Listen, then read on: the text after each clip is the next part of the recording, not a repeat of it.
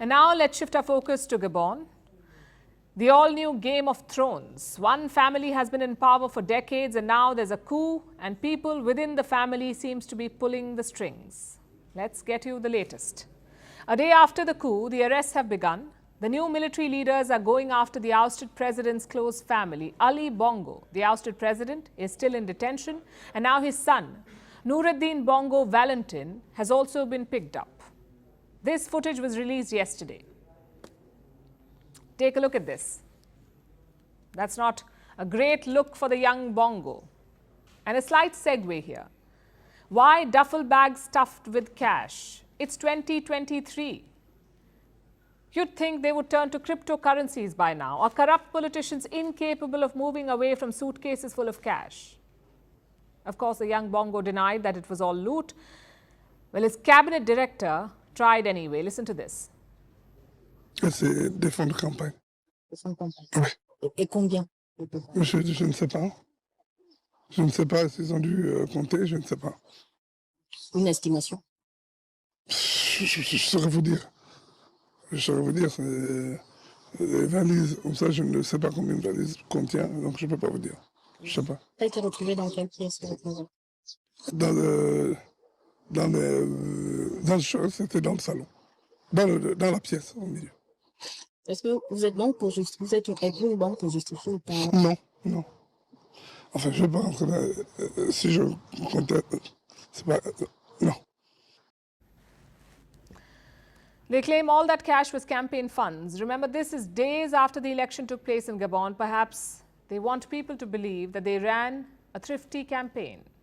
Either way, the excuse has not worked. The young Bongo and his cabinet director have been arrested, as have others who were part of the Ali Bongo regime.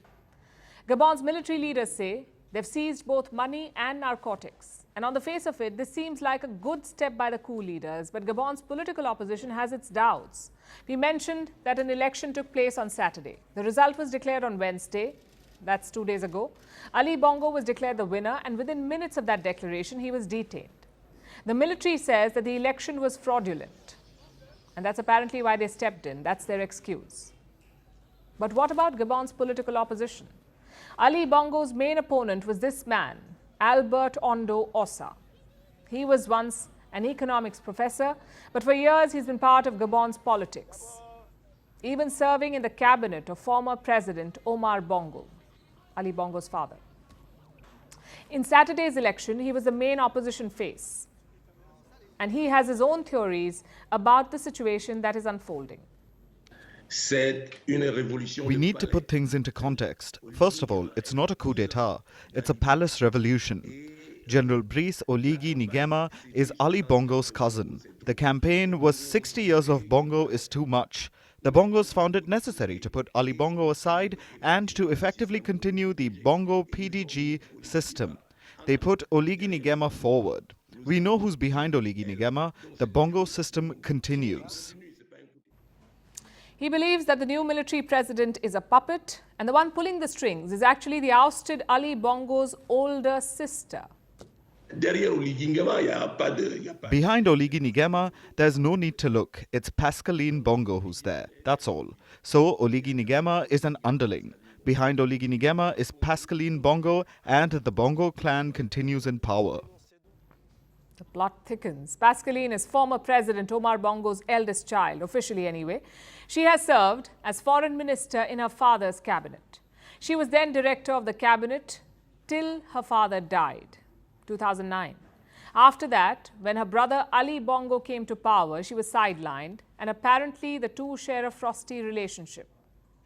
So the opposition leader Ossa believes that she has a hand in the coup. But this may be just a way to delegitimize the incoming military president. Gabon's opposition wants the military to declare Ossa as the winner of the last election. Nous ne pouvons demander aux Gabonais. We cannot ask the Gabonese people, who massively elected Professor Albert Ondo Ossa to be President of the Republic, to renounce their choice. This is unacceptable, and the people will not accept it. To understand this, we need to only look at where 14 years of illegitimate mandate has led us. Your courage and patriotism honor our country and our armies. By choosing truth and the ballot box, you are choosing the nation. The nation would be grateful to you. It seems Ossa is taking the combative approach and his fellow opposition leaders are trying to sweet-talk the military. Neither seems to be working. General Brice Oligui Nguema is set to be sworn in on Monday. He'll be sworn in as the president of the transition, but he still hasn't given a timeline for the transition back to democracy. Opposition leader Ossa has given a bleak assessment.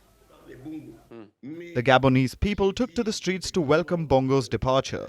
But I did say that they saw that it wasn't the Bongos who had left, but a Bongo who had replaced a Bongo. They're going to have to come back to reality. So the visuals we began with, the raid and the duffel bags full of cash, are they a sign? Does the military promise a corruption-free future for Gabon? Or are they just an eyewash? A way to distract the public while the Bongo family settles personal scores? We'll find out in the days to come.